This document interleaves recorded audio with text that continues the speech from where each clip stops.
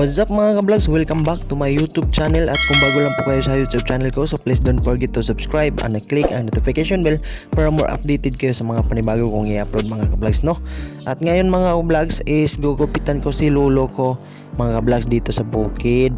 Yan po yung buhok niya. So medyo marami na, mahaba na.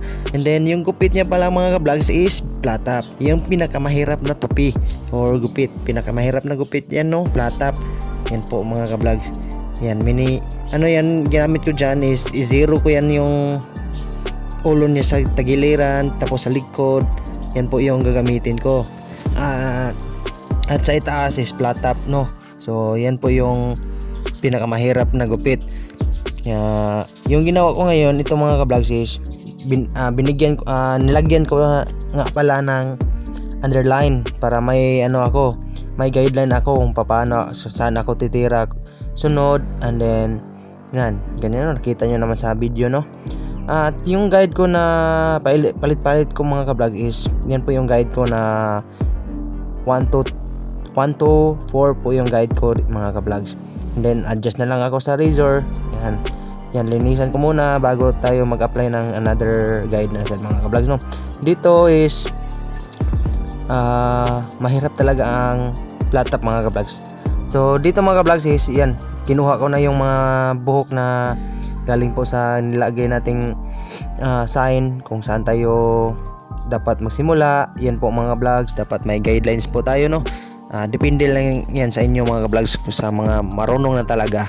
Hindi po ako professional na barbero, pero may may experience na po ako. Wala po akong pinag-aralan nito mga ka-vlogs, no. Share ko lang. Yan po. Yan. Itong gamit na ito mga ka-vlog is para po ito sa skinhead. Kasi zero talaga ito siya mga ka-vlogs, para po siyang shaver. Ganyan po. Kasi purpose ko no dito is para hindi na ako maggamit ng labaha o shavers like yung blade. Kasi flat top si lolo para matagal ding tumubo yung buhok niya. Yan po yung ginawa ko dito sa kanya. Yan po mga ka-vlogs, kinuha ko yung ginawa kong sign, yung mga underline, kinuha ko yung lahat gamit nito. And then itong razor na ito mga ka-vlogs is nasira na ito. Nabali yung alambre niya dyan. May alambre dyan, dalawa yan tapos nabali yung isa na lang yung natitira. Kaya minsan mamaak daw, para daw parang may ngipin kasi nasira na kasi yung alambre niya. Pero okay naman, ako na lang din nag-adjust sa razor ko kasi sira na po kasi siya Pero salamat din sa razor sa kanya, dahil sa kanya nakabili ako ng bago ganito. So yan po mga ka-vlogs, no. Yan in-apply ko na yung 0.5 dito po sa razor na malaki para malinis talaga, walang natitira na line sa likod at sa kilid. Yan po mga ka-vlogs. Sa mga gustong magpagupit dyan, so masasabi ko sa inyo, magtiwala kayo sa barbero. Tapos sabihin nyo sa barbero na ganito yan, sabihin nyo talaga sa barbero. Huwag kayong mahiya, be confident. Kasi minsan hindi na natin masasabi na perfect yung paggawa sa haircut nyo. Kasi minsan huwag kayong puro picture na ipapakita nyo sa barbero. Dapat may kayo din, may action din kayong gagawin. Like magsabi kayo na ito, bawasan nyo na lang dito sa takilid, tapos sa likod bawasan na lang din ng kaunti.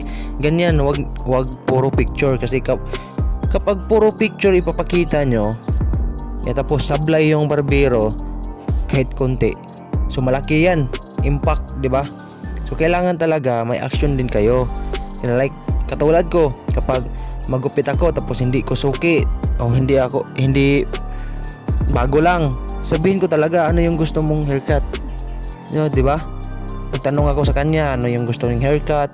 Yan, kapag sabi niya ikaw na bahala, so yan po yung gagawin ko. Ako na bahala, ako na yung mag-a-adjust, ako na yung mag-plan kung saan pa pwede na gagawin, no? Ganyan mga ka-vlogs, no? Kapag ako na yung mag-plan. So, pero minsan talaga yung customer talaga gusto nila yung haircut na nila. Yan po mga ka-vlogs. So dapat gawin natin bilang barbero, gawin natin lahat 'di ba? Para bumalik yung mga client nyo or yung mga customer nyo. Yan po, gawin nyo talaga lahat para walang masabi yung customer nyo mga ka-vlogs. So hanggang dito mga ka-vlogs, nagpapatuloy pa rin tayo kay Lolo kasi medyo matagal na nagupitan natin to, no? Kaya ito, bumalik tayo at yan. Nakita nyo naman yung buhok ni Lolo kanina medyo makapal na, no? Ngayon nakita nyo na kagwapo na ni Lolo, no? Yan mga ka-vlogs, oh. Yan. So yan mga ka-vlogs, no? So share ko lang. Nagsisimula ako sa pag-haircut is 14 years old pa lang ako. Gamit ko noon is gunting or scissor. Yan po yung gamit ko noon. Yan po yung gamit ko talaga. First kupit ko talaga. Scissor yung gamit ko, tapos may parang hagdanan. Yes, tama, parang hagdanan kasi first time ko gumawa ng style ko. Kasi tumawag ako ng barkada ko, tapos ginupitan ko ng pre. Yun, hagdanan. And then pinost ko yung sarili ko kasi gusto kong talaga na matuto gumupit. Hanggang natuto ako mga ka-vlogs, kaya bumili ako ng sariling razor ko mga ka-vlogs. Yan po. At ngayon mga ka-vlogs, tapos na tayo sa gupit ni Lolo. Kaya kumuha ako ng pulbos at saka paspas para maalisin yung mga buhok niya sa ulo ni Lolo, yung mga natupihan natin, na nagupitan natin, no? Yan po yung gamit ko, no? Huwag kayong magtanong kung ano yan. So para pintal po yan mga ka-vlogs.